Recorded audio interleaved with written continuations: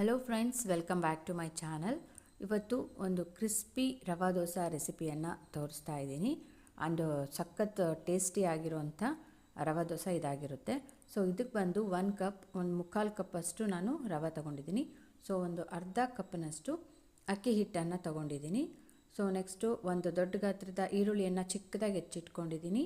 ಮತ್ತು ಕರಿಬೇವು ಮತ್ತು ಕೊತ್ತಂಬರಿ ಎರಡನ್ನೂ ಕಟ್ ಮಾಡಿ ಇಟ್ಕೊಂಡಿದ್ದೀನಿ. ನೆಕ್ಸ್ಟ್ ಬಂದುಬಿಟ್ಟು ಇದಕ್ಕೆ ನಾವು ಸ್ವಲ್ಪ ಅರಿಶಿನವನ್ನು ಆ್ಯಡ್ ಮಾಡಬೇಕಾಗುತ್ತೆ. ಸೊ ಅರಿಶಿನ ತೊಗೊಂಡಿದ್ದೀನಿ. ನೆಕ್ಸ್ಟ್ ಬಂದು ಉಪ್ಪು ರುಚಿಗೆ ತಕ್ಕಷ್ಟು. ಆಮೇಲೆ ಇದು ಸಣ್ಣ ಕಾಳು ಅಂತ ಹೇಳ್ತೀವಲ್ವ, ಅಜ್ವಾಯಿನ್, ಅದು ಓಮ್ ಕಾಳು. ನೆಕ್ಸ್ಟ್ ಬಂದು ಜೀರಾ. ಇದೆರಡು ಸಪ್ರೇಟ್ ಹಾಕೋಕ್ಕೆ ಬೇಡ ಅನ್ನೋರು ಪೌಡರ್ ಇತ್ತು ಅಂದರೆ ಪೌಡರ್ ಕೂಡ ಎರಡರದನ್ನು ಹಾಕ್ಕೋಬೋದು. ಇದು ಅಚ್ಚ ಖಾರದ ಪುಡಿ. ಎರಡು ಸೇರಿಸಿ ಪೌಡ್ರ್ ಮಾಡಿ ಹಾಕ್ಕೊಂಡ್ರು ಅದು ಫ್ಲೇವರ್ ತುಂಬ ಚೆನ್ನಾಗಿ ಬರುತ್ತೆ. ಸೊ ಇವಾಗ ಏನು ಮಾಡೋಣ ಅಂತ ಅಂದರೆ, ಈ ಪಾತ್ರೆಗೆ ಒಂದು ಕಪ್ ರವಾನ, ಚಿರೋಟಿ ರವೆ ಅಥವಾ ಬಾಂಬೆ ರವೆ, ಸೂಜಿ ರವೆ ಅಂತ ಬರುತ್ತಲ್ವ, ಅದು ಹಾಕ್ಕೊಳ್ಬೋದು. ಆಮೇಲೆ ಅದರಿಂದ ಒಂದು ಅರ್ಧ ಕಪ್ನಷ್ಟು, ನಾನು ರವೆ ಏನು ಹಾಕಿದ್ನಲ್ವ ಅದರಿಂದ ಒಂದು ಅರ್ಧ ಕಪ್ನಷ್ಟು ಅಕ್ಕಿ ಹಿಟ್ಟನ್ನು ಮಿಕ್ಸ್ ಮಾಡ್ಕೊಳ್ತಿದ್ದೀನಿ. ಇವೆರಡನ್ನೂ ಹಾಕಿಬಿಟ್ಟು ನೆಕ್ಸ್ಟು ನಾವು ಹೆಚ್ಚಿಟ್ಕೊಂಡಿದ್ದೀವಲ್ವ ಈ ಈರುಳ್ಳಿ ಎಲ್ಲ ಹಾಕ್ಕೊಳ್ಳೋಣ. ಈರುಳ್ಳಿ, ಕರಿಬೇವು, ಕೊತ್ತಂಬರಿ. ಈರುಳ್ಳಿ ಆಪ್ಷನಲ್, ಬೇಕಾದರೆ ಹಾಕ್ಕೊಳ್ಬೋದು. ಹಾಕ್ಕೊಂಡ್ರೆ ಟೇಸ್ಟ್ ಚೆನ್ನಾಗಿ ಬರುತ್ತೆ. ಬೇಡ ಅನ್ನೋರು ಬೇಕಾದರೆ ಸ್ಕಿಪ್ ಕೂಡ ಮಾಡ್ಕೊಳ್ಳಿ, ಹಾಕ್ಕೊಂಡ್ರೆ ಚೆನ್ನಾಗಿ ಬರುತ್ತೆ. ಮತ್ತು ಈ ಕರಿಬೇವು, ಕೊತ್ತಂಬರಿ ಇದು ಎಲ್ಲ ಹಾಕೋದ್ರಿಂದ ಫ್ಲೇವರ್ ಇದು ಕೂಡ ಚೆನ್ನಾಗಿರುತ್ತೆ.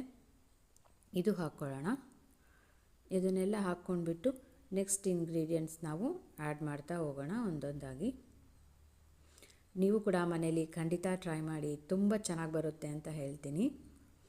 ಯಾರೆಲ್ಲ ಫಸ್ಟ್ ಟೈಮ್ ನನ್ನ ಚಾನಲ್ ನೋಡ್ತಿದ್ದೀರಾ ದಯವಿಟ್ಟು ಸಬ್ಸ್ಕ್ರೈಬ್ ಮಾಡ್ಕೊಂಡು ನೋಡಿ, ಲೈಕ್ ಮಾಡಿ, ಶೇರ್ ಮಾಡಿ, ಸಪೋರ್ಟ್ ಮಾಡಿ ಅಂತ ಕೇಳ್ತೀನಿ.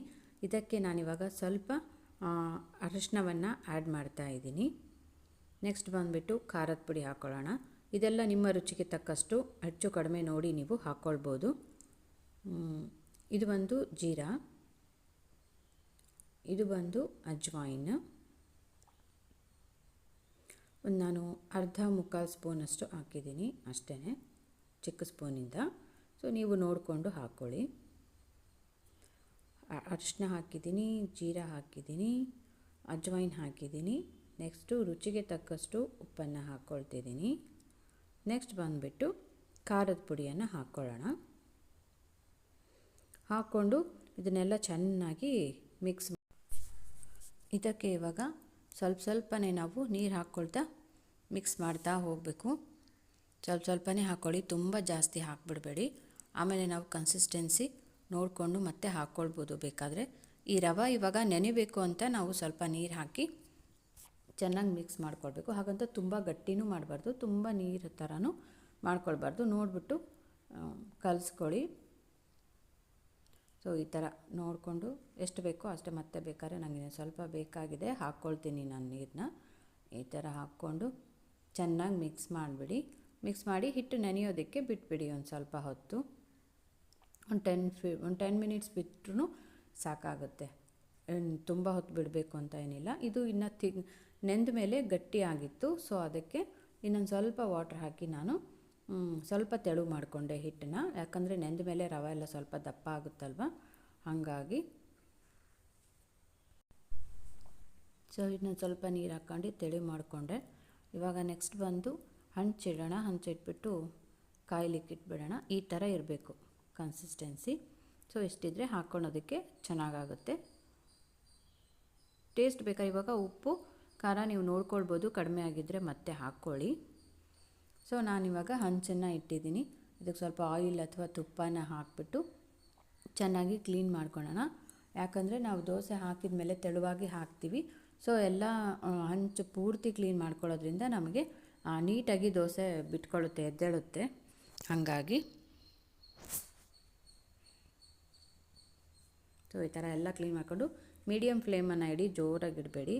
ಸೊ ಒಂದು ಸ್ವಲ್ಪ ಬಿಸಿ ಆಗಲಿ ಇದು. ಇವಾಗ ಈ ಥರ ಚಮಚದಲ್ಲೇ ಈ ಥರ ಅದು ಸ್ಪ್ರೆಡ್ ಆಗುತ್ತೆ. ಅಲ್ಲಿ ಸ್ವಲ್ಪ ಸ್ಪೂನಿಂದನೇ ಫಿಲ್ ಮಾಡ್ತಾ ಹೋಗಿ ಅಷ್ಟೇ. ಸ್ವಲ್ಪ ಈ ಥರನೇ ಹಾಕ್ಕೊಳ್ಬೇಕು. ಈ ಥರ ಅಲ್ಲಿ ಎಲ್ಲ ಫಿಲ್ ಮಾಡಿ ಅಷ್ಟೇ.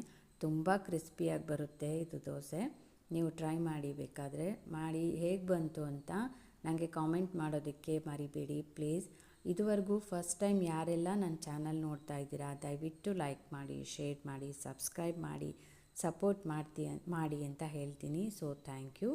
ಇದಕ್ಕೆ ಎಣ್ಣೆನಾದರೂ ಹಾಕ್ಕೊಳ್ಬೋದು, ಇಲ್ಲ ತುಪ್ಪನಾದರೂ ಹಾಕ್ಕೊಳ್ಬೋದು. ನಾನು ತುಪ್ಪ ಹಾಕ್ಕೊಳ್ತಾ ಇದ್ದೀನಿ, ಯಾಕಂದರೆ ಟೇಸ್ಟ್ ಇನ್ನೂ ತುಂಬ ಚೆನ್ನಾಗಿ ಬರುತ್ತೆ ಅಂತ. ತುಪ್ಪ ಹಾಕ್ಕೊಂಡ್ರೆ ಚೆನ್ನಾಗಿರುತ್ತೆ.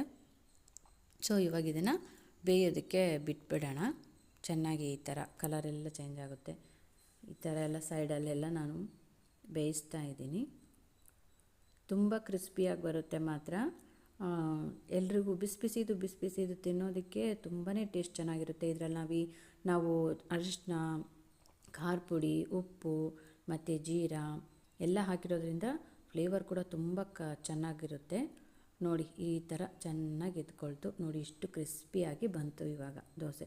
ಆಮೇಲೆ ಕಲರ್ ನೋಡಿ ಎಷ್ಟು ಸಖತ್ತಾಗಿ ಬಂದಿದೆ ಅಂತ, ಗೋಲ್ಡನ್ ಯೆಲ್ಲೋಯಿಶ್ ಕಲರ್ ಬಂದಿದೆ. ಸೊ ಈ ಥರ ಬರುತ್ತೆ. ಈ ಥರ ನಾನು ಮಾಡಿದ್ದೀನಿ. ಸೊ ಕಾಯಿ ಚಟ್ನಿ ಮಾಡ್ತೀವಲ್ವ ಮಾಮೂಲಿ ಪುಟಾಣಿ ಚಟ್ನಿ, ಅದೇ ಮಾಡಿದ್ದೀನಿ. ಸೊ ಈ ರೆಸಿಪಿ ಎಲ್ರಿಗೂ ಇಷ್ಟ ಆಗಿದೆ ಅಂತ ನಾನು ಅಂದ್ಕೊಳ್ತೀನಿ.